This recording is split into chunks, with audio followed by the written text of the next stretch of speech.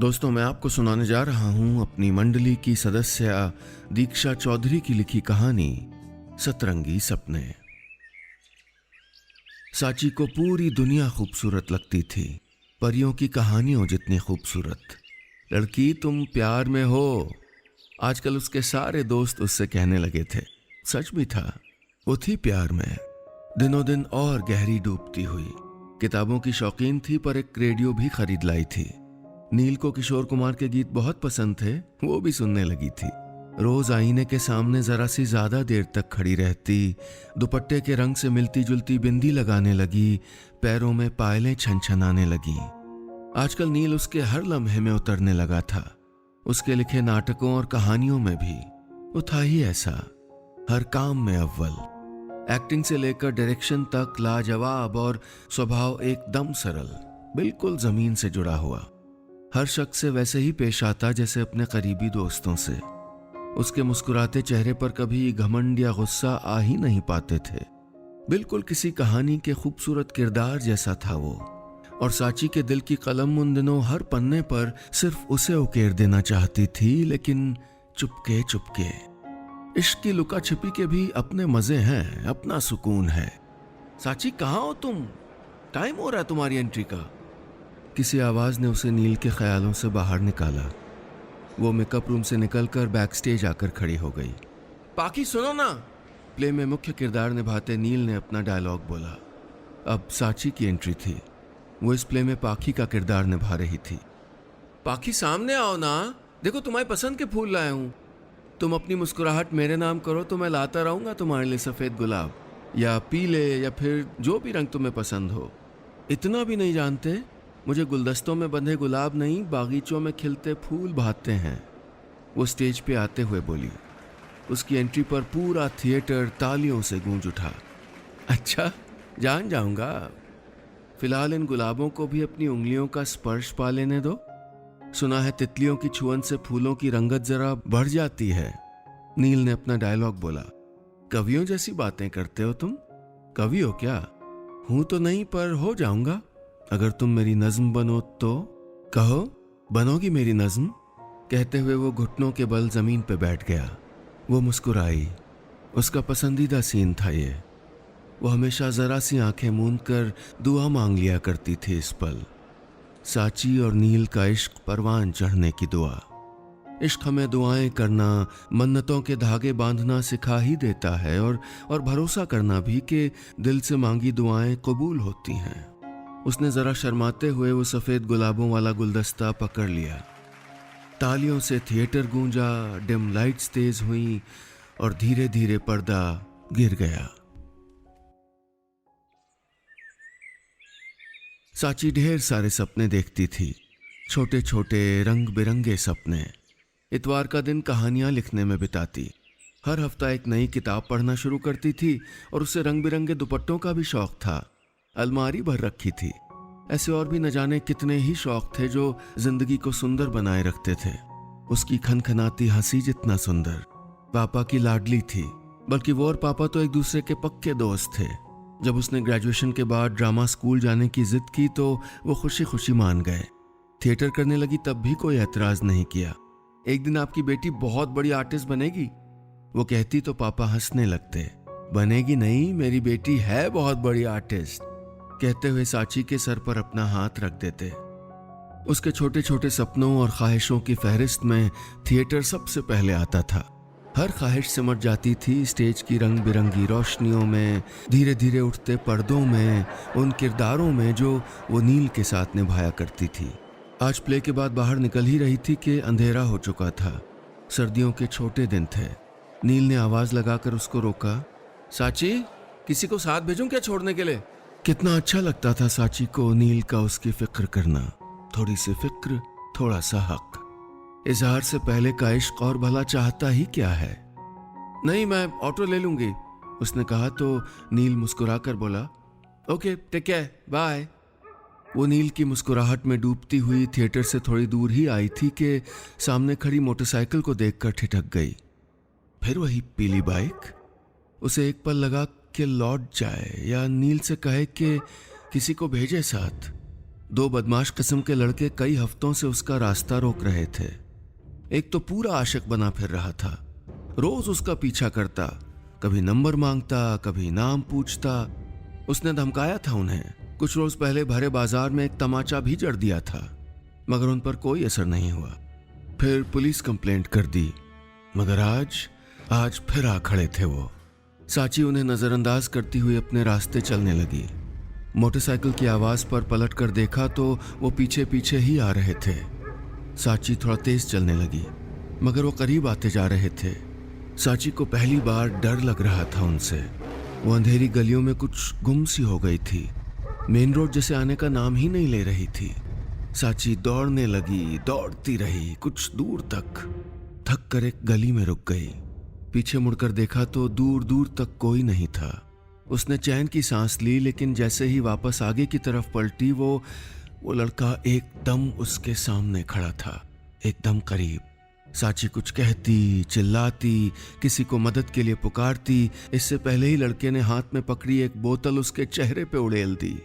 झंझनाता तेजाब उसके चेहरे को एक तरफ से जला रहा था। वो जमीन पे गिर गई, दर्द से कराह रही थी। लड़का उसके ऊपर झुका और बोला, मुझे थप्पड़ मारेगी? बहुत गुरूर है ना खुद पे।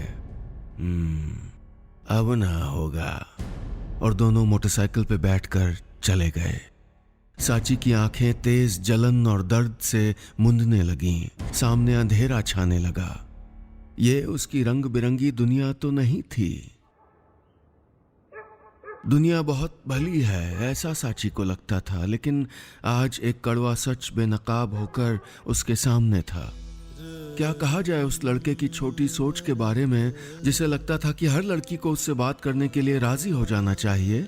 वो रास्ता रोके तो कोई एतराज नहीं करना चाहिए, और अगर वो लड़की ऐसा नहीं करती, यानी इतना हौसला है उसमें कि साफ विरोध कर सके, ना कह सके हर उस चीज को जो उसे मंजूर नहीं है, तो उसे सजा मिलनी चाहिए। अपनी अस्मिता पर अड़े रहने की सजा, रास्ता रोककर खड़े बदमाशों का विरोध करने की सजा। शायद यही सजा साची को मिली थी। गली में उसकी चीखें सुनकर जमा हुई भीड़ में से कुछ लोग उसे हॉस्पिटल पहुंचा गए थे। डॉक्टर्स घंटों अपनी तरफ से जी जान लगा के कोशिश करते रहे। जख्म गहरे थे, शुक्र था कि आंखें बच गई थीं। जब उसे होश आया तो पापा सिरहाने बैठे थे। उसका हाथ थामे, फिक्र मत कर, सब ठीक होगा। पापा ने भर्राए गले से कहा तो उसकी आंखों में भी दो आंसू चमक गए। साची को पापा का दिया सब ठीक होगा का दिलासा एकदम खोखला मालूम हुआ। हॉस्पिटल में पुलिस आई, साची के बयान हुए, अपराधियों के स्केच बनाए गए और खोजबीन चालू हुई। लेकिन साची और उसके पापा का वक्त अस्पताल के हरे पर्दों और दवाइयों की गंध के बीच कहीं थम सा गया था। दोस्त मिलने आते थे, सब ठीक होगा, हौसला रखो, you are a brave girl, जो भी आता यही कहता। लेकिन हर दिलासा, हर हमदर्दी जैसे छोटी पड़ती जा रही थी। इन भयानक वेदना के क्षणों में ब्रेव हो पाना कहाँ आसान था। साची गुमसुम सी लेटी रहती, किसी से कोई बात नहीं करती, खुद से भी नहीं। पापा भी बेटी के साथ हुए हादसे से सिहर से गए थे। उसके सामने मुस्कुराते रहते थे, जताते थे कि सब ठीक है। मुश्किल से मुश्किल वक्त की तकलीफ अपनी मुस्कुराहट में छुपा लेना दुनिया के सारे पिता बखूबी जानते हैं। मगर बाहर कॉरिडोर में अकेले बैठते तो अपनी लाडली का दर्द उन्हें भीतर तक तोड़ देता। नहीं रोक पाते थे वो खुद को रोने से। कभी कभी तो सोचते कि जरूर उनकी ही गलती है कि वो अपनी नन्ही परी को दुनिया के सितम से नहीं बचा पाए। उस दिन साची दोपहर के चेकअप के बाद दवाई लेकर लेटी ही थी कि एक आवाज उसके कानों में पड़ी, साची कैसी हो? उसने देखा तो नील खड़ा था, सफेद गुलाबों का गुलदस्ता लिए। कोई और दिन होता तो वो नील को देखकर चहक उठती, पर आज कुछ भी नहीं बोल पाई। चेहरा दूसरी तरफ घुमा लिया। नील बहुत देर तक बैठा रहा, थिएटर की बातें करता रहा, पर साची ने एक शब्द नहीं कहा। कुछ उग आया था उसके भीतर जो हर किसी से उसे बहुत दूर धकेल रहा था। साची के बताए हुलिये की मदद से पुलिस ने उन बदमाश लड़कों को गिरफ्त में ले लिया था। सजा भी हुई उन्हें, मगर उनको मिली कोई भी सजा साची के दर्द को कम नहीं कर सकती थी, नहीं भर सकती थी उन जख्मों को जो चेहरे से कहीं गहरे मन में बैठ कर गए थे। वो खुद को अलग समझ बैठी थी सबसे, मान बैठी थी कि अब वो जिस दुनिया में जी रही थी उसका हिस्सा कभी नहीं बन पाएगी। सिकुड़ती हुई दुनिया का हर कोना अनकही सी टीस और तकलीफ उगलता रहता है। हर पहर वही अजनबी सा दुख, उंगली रखकर दर्द बताया ना जा सके ऐसा दुख। साची के दोस्त, उसके पापा, सब उसे हर पल साथ होने का भरोसा दिलाते थे, तसल्ली देते थे कि एक मनहूस शाम कुछ भी नहीं बदल पाई है, सब वैसा ही है साची, बस तू मुस्कुराना सीख ले, पहले की तरह बात बेबात। मगर साची नहीं मुस्कुरा पाती थी, एक झूठी मुस्कुराहट भी नहीं। दुख बहुत गहरा होता है जब मुस्कुराने का ढोंग भी मुश्किल लगने लगे। साची घंटों आईने के सामने खड़ी रहती थी, एकटक देखती रहती थी अपने चेहरे को जिस पर उस शाम की मनहूसियत के सिवा कुछ नजर नहीं आता था। कभी कभी तो अजनबी लगने लगती थी खुद ही खुद को। सोचती थी कि बाकी सब लोग कैसे पहचान लेते हैं मुझको, या फिर पहचानने का ढोंग करते हैं। उनकी साची तो नहीं बची मुझ में, तो फिर मैं कौन हूं? अपने आप से पूछा गया ये सवाल दुनिया का सबसे मुश्किल सवाल होता है। साची कोई जवाब नहीं दे पाती थी। उस दिन तोड़ दिया था उसने अपने कमरे का आईना। वो पूरा दिन खुद को कमरे में बंद रखती। न रेडियो में दिलचस्पी बची थी, न उन रंग बिरंगे दुपट्टों में। थिएटर जाना तो दूर, घर से बाहर एक कदम तक नहीं रखती। उसका हर सपना, हर शौक चार दीवारी में बांध दिया था उसने। सिर्फ घर की नहीं, अपने मन की चार दीवारी। उस रोज वो कमरे में चुपचाप बिस्तर पर लेटी थी कि हॉल से नील की आवाज सुनाई दी। साची, साची सो रही हो क्या? ये वही आवाज थी जो साची को किसी मीठी धुन जैसी लगती थी, जिस जुबान पर वो अपना नाम सुनना चाहती थी, एक बार, दो बार, बार बार। मगर आज उसकी इच्छा थी कि लौट जाए नील, ना पुकारे उसे, ना ले उसका नाम, ना देखे उसका चेहरा। नील उसके कमरे की तरफ आ ही रहा था कि उसने दरवाजा बंद कर दिया, बिल्कुल नील के मुंह पर। साची क्या हुआ यार, ओपन द डोर प्लीज, नील दरवाजा खटखटाते हुए बोला। साची कुछ पल सुबकती रही, फिर बोली, नील प्लीज लीव, मुझे नहीं मिलना किसी से, प्लीज लीव मी अलोन। साची, नील ने दरवाजे के एकदम करीब आकर फिर पुकारा, नील प्लीज। साची ने जरा जोर देकर कहा तो वो चुप हो गया। फिर कुछ देर रुककर बोला, किताब लाया था तुम्हारे लिए, यहां रख के जा रहा हूं, ले लेना। साची कुछ नहीं बोली। नील कुछ पल उसके जवाब का इंतजार करता रहा, फिर चला गया। उसके दूर जाते कदमों की आवाज पूरी तरह खो जाने के बाद साची ने दरवाजा खोला और सामने पड़ी किताबें उठा ली। डियर साची, तुम्हारे लिए, अमृता की कविताओं की किताब के पहले पन्ने पर लिखा था। साची उसे हाथ से छूकर महसूस करने की कोशिश करने लगी। तभी किताब से निकलकर कुछ जमीन पे गिरा। साची ने उठाकर देखा तो एक खत था, नील का उसे लिखा खत। बरसों तक पलकों तले पले सपने का बिखर जाना बहुत बुरा होता है। लगता है दुनिया खत्म सी हो गई, न खुशी के बहाने बचे, न दुख की वजह। थिएटर और एक्टिंग साची के ऐसे ही सपने थे जिनसे अब वो कोसों दूर खड़ी थी। जिस चेहरे को लोग पसंद करते थे वो चेहरा ही नहीं बचा, तो क्या करूं स्टेज पे जाकर। साची का सपना जितनी भी बार उसे अपनी तरफ खींचता वो यही कहकर खुद को चुप करा देती। मगर वो लड़का नील मनो जिद पकड़े बैठा था, उसका हर सपना फिर जिंदा करने की जिद। कौन जाने वो भी कब से चाहता था इस प्यारी लड़की को, बस इंतजार कर रहा था कि दुनिया के वो 3 सबसे खूबसूरत शब्द उसकी शहद जैसी जुबान से सुनने का। पर उसे कहाँ पता था कि ये सब इस तरह बिखर जाएगा। उस रोज किताब के साथ साची तक पहुंचाए खत में लिखा था उसने, डियर साची, थिएटर तुम्हें बहुत याद करता है। हर रोज कमी खलती है उन किरदारों को तुम्हारी जिनको तुमने ही जिंदा किया था। तुम्हारे बिना मुरझा रहे हैं वो सब, लौट आओ ना साची।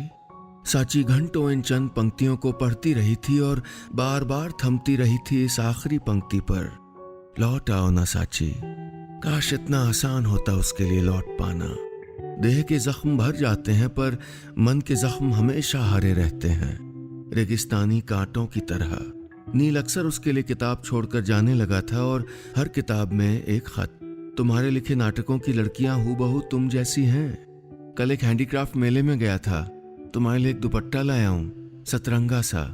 आज पाखी वाला प्ले था, तुम बहुत याद आई। पाखी का रोल तुमसे बेहतर कोई नहीं कर सकता, पता है। मेरा बहुत मन है कि एक बहादुर लड़की के किरदार वाला ना कोई प्ले करे, बस वो लड़की स्टेज पे आने को राजी हो जाए। हर खत ऐसी ही बातें लिए आता था। वक्त की रफ्तार और नील के खत साची के मन का जख्म धीरे धीरे शायद भर रहे थे।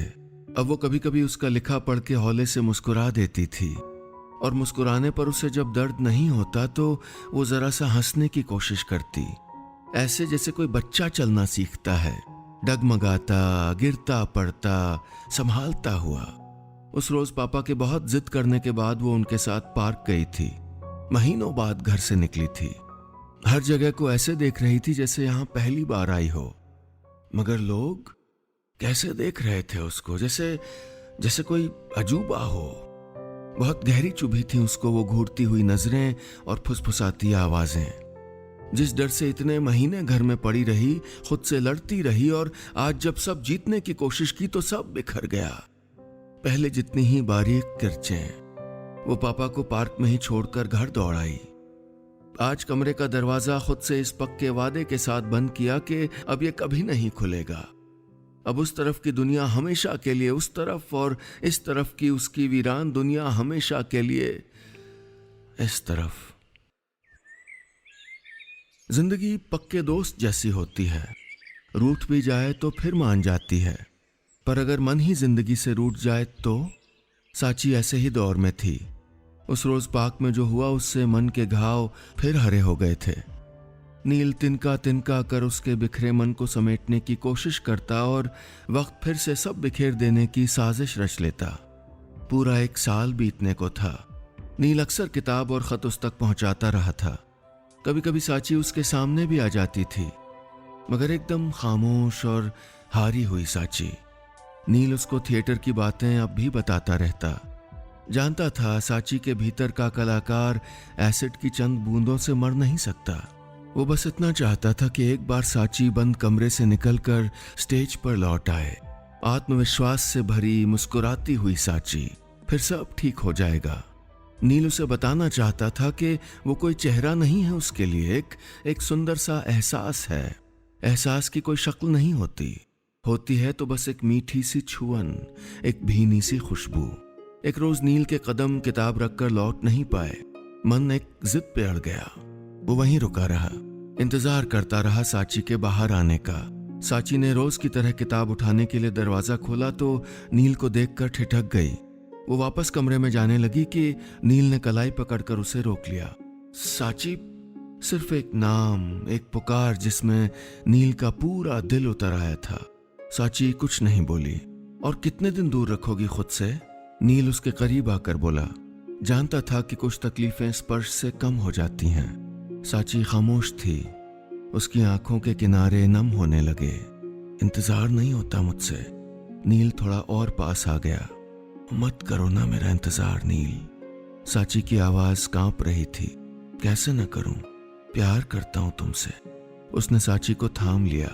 साची खामोश नजरों से नील को देखती रही, फिर बोली, पर नील। साची कसमसाई। पर क्या साची? अच्छा ये बोलो कि कहीं कोई हादसा मेरे साथ हुआ होता तो क्या? नील ने इतना कहा था कि साची ने अपनी उंगली उसके होठों पर रख दी। नहीं नहीं नील, मत कहो ऐसा। बहुत तकलीफ दे है ये सब, बहुत ज्यादा। जानता हूं, पर उतनी तकलीफ मुझे होती है साची, तुम ऐसे हारा हुआ देखकर। नील ने अपने होठों पर रखी उसकी उंगलियां चूम ली। फिर उसका हाथ अपनी दोनों हथेलियों के बीच लेकर बोला, साची कुछ भी नहीं बदला है, न मैं न तुम आज भी वही लड़की हो जिसकी आंखें दुनिया की सबसे सुंदर भाषा में बात करती हैं। साची नील के कहे शब्दों में ठहर सी रही थी। कोई रेशमी सा धागा फिर जोड़ रहा था उसका बिखरा हुआ मन, खुद पर से टूटा हुआ भरोसा। नील कुछ देर खामोश रहा, फिर बोला, साची मुझे सुननी है वो सारी बातें, ढेर सारी शामें बितानी है तुम्हारे साथ। वो तुम्हारे छोटे छोटे रंगीन सपने सब बहुत मिस करते हैं तुमको साची। लौट आओ ना। कहते कहते नील की आवाज भर्रा गई। साची की आंखों में भी इतने समय से जमा दर्द फूट पड़ा। दोनों एक दूसरे को बाहों में समेटे न जाने कितनी देर से सकते रहे, शायद तब तक जब तक सारा दुख बह नहीं गया। अब नील को सेंटर स्टेज में खड़ी साची दिखाई दे रही थी और साची शायद सुन रही थी दर्शकों की तालियों की तेज गड़गड़ाहट।